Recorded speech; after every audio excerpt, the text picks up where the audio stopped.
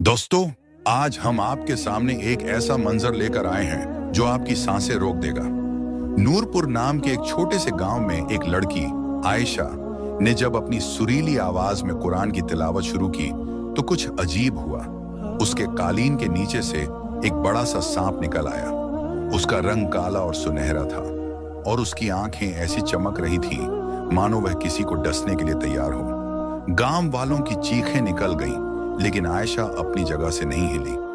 उसके चेहरे पर डर के निशान तो थे, लेकिन उसकी आंखों में एक अजीब सा यकीन भी नजर आ रहा था। सांप उसके इर्द गिर्द घूम रहा था और आयशा के हाथ कांप रहे थे। क्या वह इस सांप से बच पाएगी? क्या वह अपनी तिलावत जारी रख सकेगी, या फिर यह सांप उसकी जिंदगी का अंत कर देगा? ये सब कुछ जानने के लिए कहानी की तरफ चलते हैं।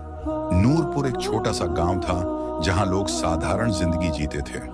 गांव के लोग मेहनत मजदूरी करते और अपने बच्चों को अच्छे संस्कार सिखाते। इस गांव में आयशा नाम की एक 20 साल की लड़की रहती थी। आयशा अपनी नेकी और कुरान के प्रति प्रेम के कारण मशहूर थी। उसने छोटी सी उम्र में ही कुरान को हिफ्ज कर लिया था और उसकी आवाज इतनी सुरीली थी कि गांव वालों का दिल खुश हो जाता। आयशा की माँ ज़ैनब बीबी एक साधारण महिला थी जो अपनी बेटी पर बहुत गर्व करती थी। आयशा के पिता रशीद खेतों में काम करते थे और हमेशा कहते थे, मेरी बेटी आयशा एक दिन हमारे गांव का नाम रोशन करेगी। हर गुरुवार की शाम गांव के छोटे से मैदान में, जहां एक पुराना पीपल का पेड़ था, आयशा तिलावत के लिए बैठती। गांव के लोग उसके आसपास जमा हो जाते। कुछ औरतें अपने बच्चों को गोद में लेकर आती, कुछ बुजुर्ग जमीन पर बैठकर चुपचाप सुनते और बच्चे आयशा के पास बैठकर उसकी आवाज का आनंद लेते। उस दिन भी सब कुछ सामान्य रूप से शुरू हुआ। आयशा ने अपनी रंग बिरंगी चादर ओढ़ी, कुरान सामने रखा और तिलावत की तैयारी की।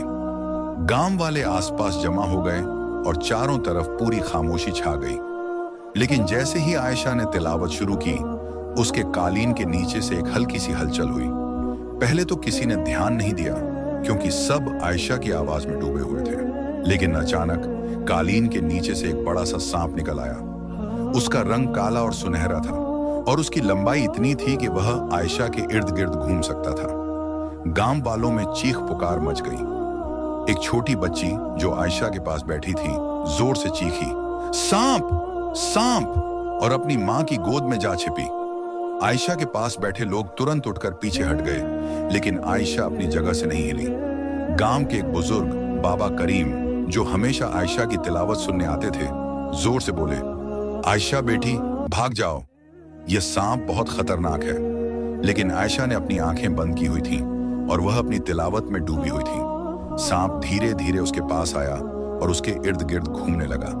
गांव वालों की सांसें अटक गईं। आयशा की माँ ज़ैनब बीबी, जो थोड़ा दूर बैठी थी, उठकर दौड़ी और चीख कर बोली, मेरी बेटी को बचाओ, कोई कुछ करो। लेकिन कोई भी इतना पास जाने की हिम्मत न कर सका। सांप अब आयशा के बिल्कुल करीब था।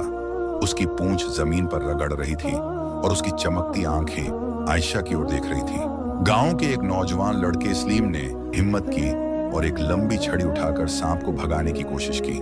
लेकिन सांप ने उसकी ओर देखा और जोर से फुंफकारा, जिससे सलीम घबराकर पीछे हट गया। सब लोग डरे हुए थे, लेकिन आयशा अब भी अपनी जगह पर बैठी थी। उसके हाथ कांप रहे थे, लेकिन उसकी आवाज में एक अजीब सा सुकून था। अचानक आयशा ने अपनी आंखें खोली। जब उसने सांप को अपने पास देखा तो उसके चेहरे पर डर के निशान दिखे, लेकिन वह घबराई नहीं। उसने अपनी मां की ओर देखा जो रो रही थी। उसने धीरे से अपने दिल पर हाथ रखा और कहा, अल्लाह पर भरोसा करो, अगर मेरा ईमान मजबूत है तो यह सांप मेरा कुछ नहीं बिगाड़ सकता। गांव वालों ने आयशा की हिम्मत देखी और खामोश हो गए। आयशा ने फिर से अपनी तिलावत शुरू की।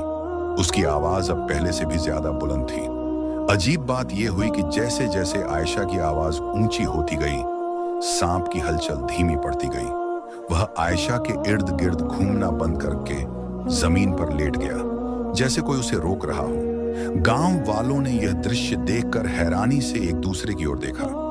बाबा करीम ने धीरे से कहा, यह अल्लाह की कुदरत है, इस बच्ची का ईमान उसे बचा रहा है।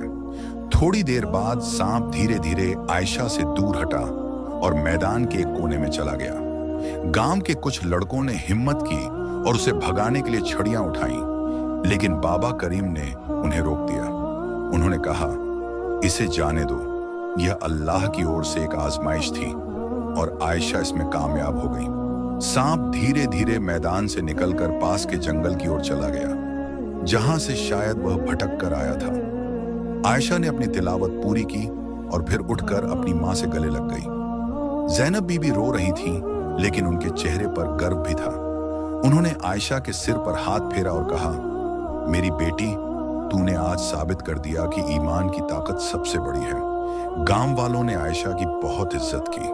कुछ औरतों ने आगे बढ़कर उसे दुआएं दी और बच्चों ने उसके आसपास जमा होकर उसे मुबारकबाद दी। इस वाकये के बाद नूरपुर के लोगों का आयशा पर और भी ज्यादा यकीन हो गया। वे उसे अपने गांव की शान मानने लगे। आयशा की यह बात गांव से बाहर तक फैल गई और दूर दूर से लोग उसे सुनने के लिए आने लगे। आयशा ने कभी अपनी नेकी का घमंड नहीं किया, बल्कि हमेशा कहा, यह सब अल्लाह की रहमत है। इंसान को हमेशा अपने दिल को साफ रखना चाहिए और अल्लाह पर भरोसा करना चाहिए। यह कहानी हमें सिखाती है कि अगर हमारा ईमान मजबूत हो और हम अल्लाह पर भरोसा करें, तो कोई भी मुश्किल या खतरा हमारा कुछ नहीं बिगाड़ सकता। आयशा की हिम्मत और यकीन ने उसे एक बड़े खतरे से बचा लिया, और हमें भी चाहिए कि हम अपने ईमान को मजबूत रखें और हर मुश्किल में अल्लाह से